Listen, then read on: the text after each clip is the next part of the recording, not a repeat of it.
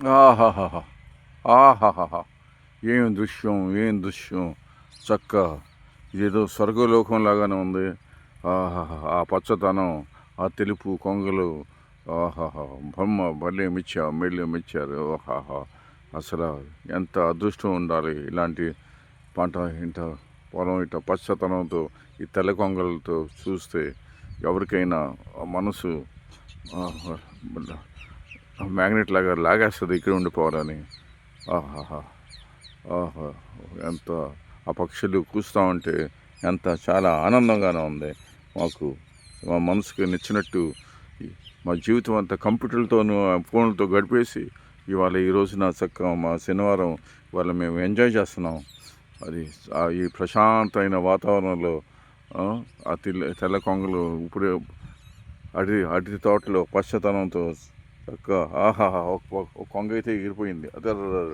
భలే వాలింది. ఆహా! అందరూ నేనైతే ఒక సూచన సలహా ఇస్తుందని ఏంటంటే ఒక 55 ఇయర్స్ దాటినాక ఇట్స్ బెటర్ చక్కగా ఒక ఎకరం పొలం కొనుక్కొని చక్కగా హాయిగా వ్యవసాయం చేసుకుంటే బెటర్. ఆరోగ్యానికి మనం యాక్టివ్గా ఉంటాం, చాలా ఆనందంగా కూడా ఉంటాం. సో మన ఆరోగ్యానికి చాలా మంచిది. సో వ్యవసాయం చేసుకుంటే చాలా బెటర్. అది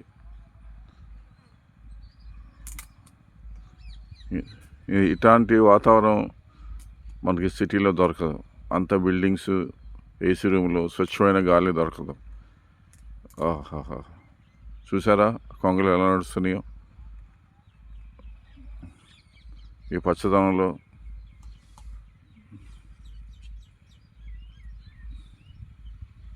చుట్టూ పక్కన చక్క చేళ్ళు, టమాటా చేను ఇది. ఇంకా నెల రోజుల్లో కాపు కాస్తుంది. రైతు అదృష్టం అప్పుడు ఎంత రోడ్డు ఉంటుందో, బాక్స్కు 800 ఉంటుంది, 400 ఉండొచ్చు, 1200 ఉండొచ్చు.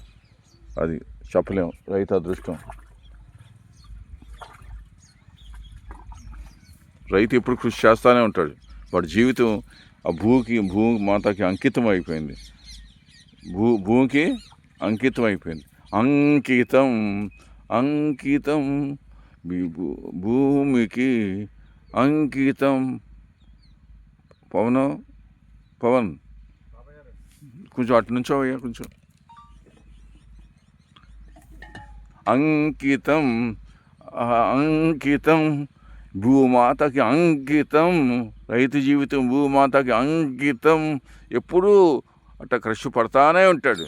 కానీ దుర్భాగ్యం ఏంటంటే రైతుకి పాపం వాడికి ఉన్న న్యాయం కానీ వాడికి ఉన్న ఆ సమాజంలో వాడు ఎంత ప్రతిష్టగా ఉన్నా వాడికి అంత విలువ ఇవ్వటం లేదు. చాలా చిన్న చూపు చూస్తున్నారు రైతుని. కానీ చూడండి ఎంత కష్టపడుతున్నాడు. మందు కొట్టాలి, మందు అంటే వేరే అర్థం కాదు, ఈ పొలంలో మందు వేయాలి, పెస్టిసైడ్స్ కొట్టాలి, ఎన్నో ఉంటాయి. అది దయచేసి అర్థం చేసుకోండి. ఈ వీడియో ఎవరైతే చూసేవాళ్ళు చూడండి.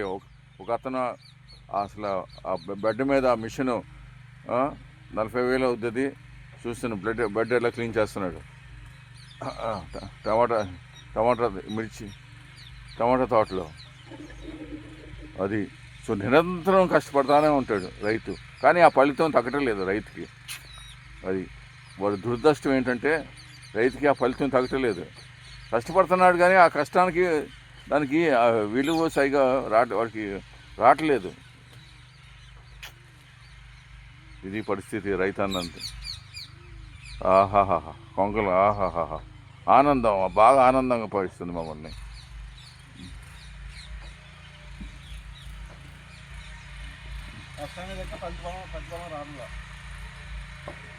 మీరేం చెప్పదలుచుకున్నారా రైతన్న? మీరేం చెప్పదలుచుకున్నారా?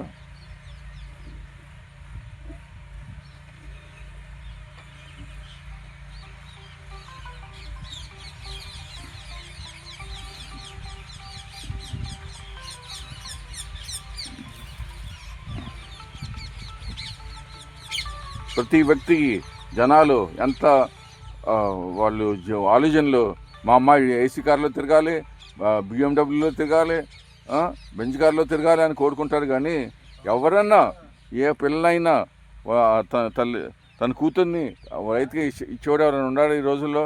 ఎవ్వరు ఉండరు. మా అమ్మాయి ఏసీ రూమ్లో కూర్చోవాలి, లేకపోతే కారులో తిరగాలి. కానీ ఒకరోజు ఒక పూట ఫుడ్ తినిపోతే తెలుస్తుంది ఎంత ఆకలేస్తుందని. దయచేసి రైతులకి విలువ ఉండే కనీసం అధికారులను అర్థం చేసుకొని రైతు ఎంత కష్టపడుతున్నాడో చూడండి. ఇదేమీ పిఆర్ స్టంట్ కాదు,